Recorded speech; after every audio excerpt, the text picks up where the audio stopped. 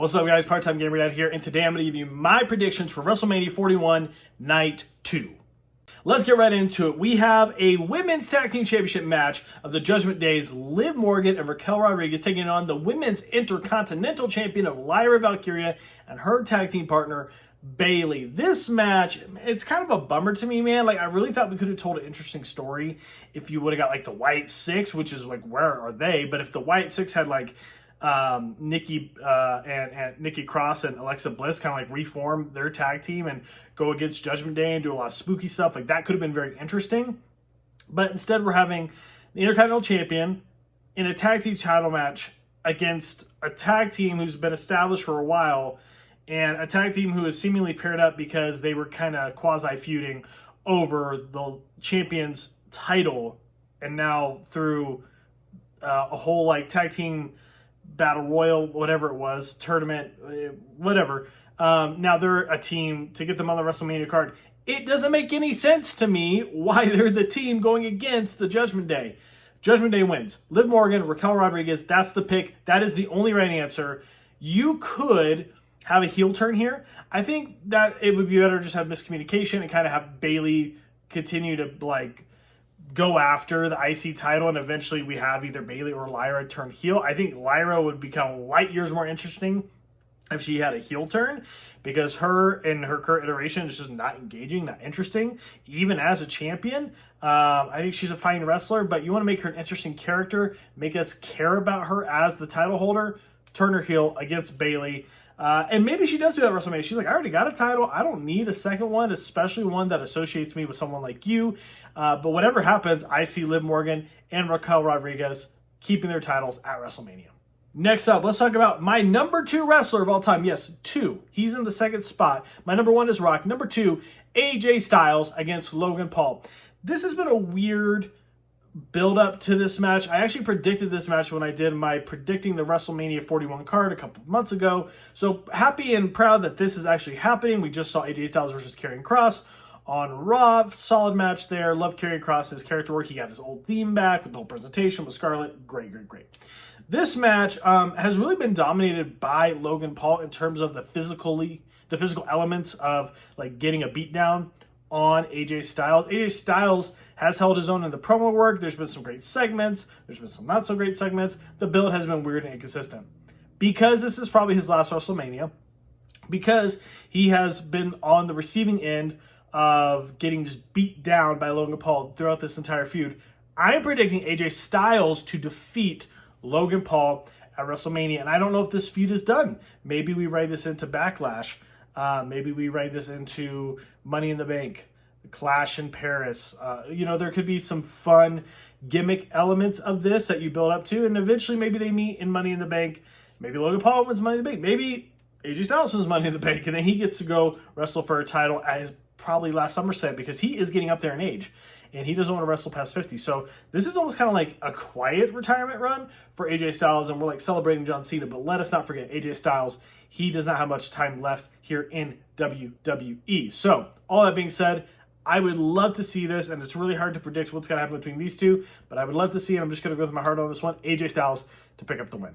Next up, let's talk about the Fatal 4-Way match for the Intercontinental Championship, the Men's Intercontinental Championship. This time, Braun Breaker defends against Penta, Finn Balor, and Dominic Mysterio. Obviously, Finn and Dom, part of the Judgment Day. There's some dissension there between those two.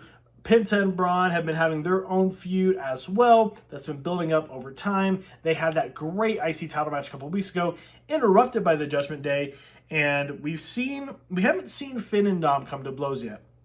I think it will happen at WrestleMania, and I do think, like, this is one of those things where it could go a number of ways. Do you have Braun, who is just incredibly athletic, incredibly over, even though he may not be, like, the best tire package, right? He's kind of a move, and he's kind of a thing, which is, like, his speed and raw power, but, like, that's not a bad thing. That was the Ultimate Warrior. He did squash matches, right? That was Goldberg. He did squash matches. Braun Breaker could just keep up at a little bit higher pace, but he's still kind of like a truncated presentation.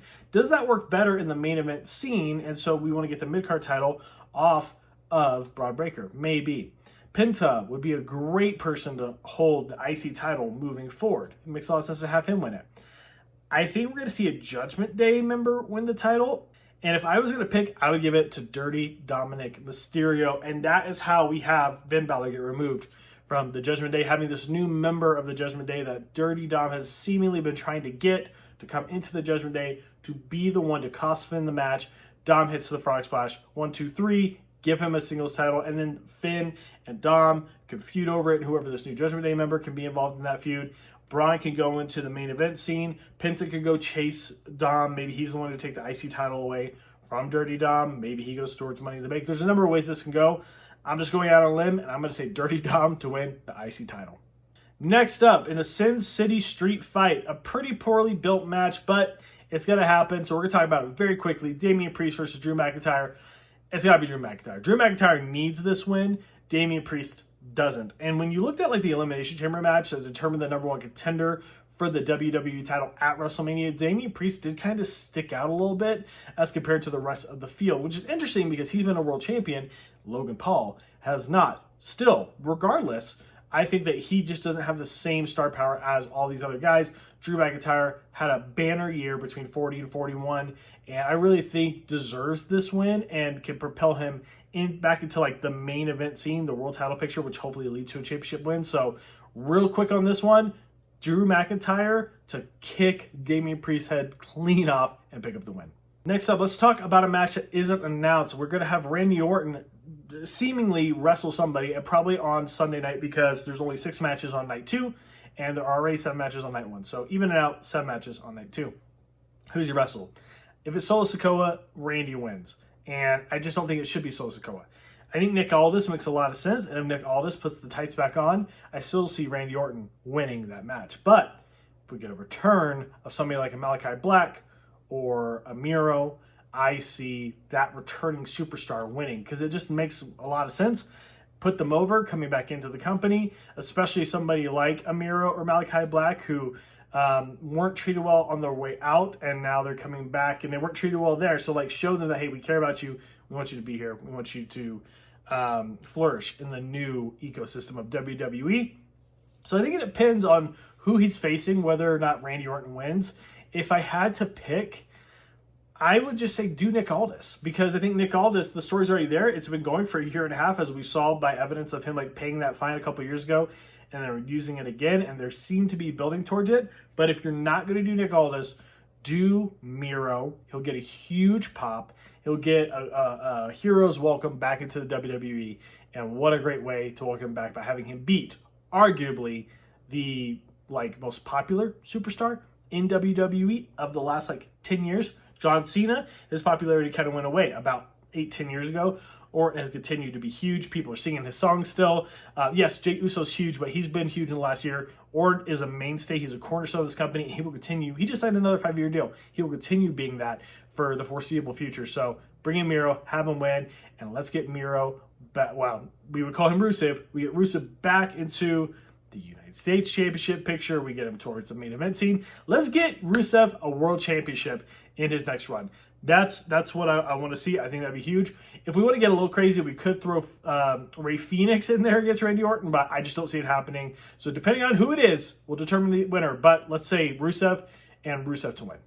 Next up, the triple threat match for the WWE Women's World Championship. The champion, Io Sky, defending against the winner of Elimination Chamber, Bianca Belair, and the former champion, Rhea Ripley. What an interesting build to this. And I think, a triple threat match is a really great idea for this. We have 2 triple threat matches, which is interesting that we have one on each night, and I'm not against it. I do think it's interesting that Io Sky has been thought of as third wheel. It reminds me of John Cena versus The Rock. And then you have The Miz, who's the WWE champion, who's actually the real competitor against John Cena at that WrestleMania at 27, but being kind of like the footnote. Nobody really thinks much of him. I think we're going to have the same thing happen here where The Miz won that match. I see Io Sky retaining her title. And I think it's a very similar story to Seth Rollins. You have these 2 people who just cannot stand each other, and Rhea Ripley, Bianca Belair. They cancel each other out. They take each other out. And then we have Io Sky capitalizing to retain the championship. They kept pushing her away like she was nothing. She was an afterthought. Use that to tell the story, to drive it forward. Io Sky can hold on to the title. Not every title has to change hands at WrestleMania. And so far, we've had, kind of a split down the middle. I think continue the story of like Io is a champion who is legitimate and she can hold her own, and she's going to keep the title past WrestleMania. And then you could have people like Bianca or Rhea Ripley continue to chase after her, but have Io to retain. All right, guys, the final match. Yes, I changed locations in the house. Kids have been coming home. So just so that you could hear my thoughts, John Cena versus Cody Rhodes in the main event. Man, this match is going to be, honestly, for me, is my most anticipated match. I want to see John win number 17, and I think that's exactly what's going to happen. I think The Rock, potentially Travis Scott, there's a number of people that you have involved in this match, Stone Cold Steve Austin, but I really think what makes the most sense, especially when you look at like the current schedule that John Cena has for upcoming shows, it lends itself to us believe that John Cena is going to win number 17, and rightfully so. Like, in many ways, he is the greatest of all time. In terms of like his accolades and being a 16-time world champion, if it was ever going to happen, it is now. We are in the day and age of long title reigns. So I don't think we're ever going to see another person get close to 16 world championships moving forward. But I do think we have John Cena break the record, because as we all know, Ric Flair probably actually has more than 16 world championships. But have John Cena break the record in terms of the lore and canon of WWE, give him number 17, have Cody Rhodes come back, fiery babyface, and have the rematch down the road, and Cody Rhodes could take it from him. CM Punk, Roman Reigns, Seth Rollins. Like, there's a number of people you have go after John Cena. Randy Orton, take that championship away from him. But I think for WrestleMania 41 Night 2, we are going to see John Cena one last time in WrestleMania with the championship in his grasp and hold it above his head. Let me know in the comments down below your thoughts, your predictions on WrestleMania 41 Night 2. Like this video, subscribe to the channel if you're not already subscribed. I will see you very soon.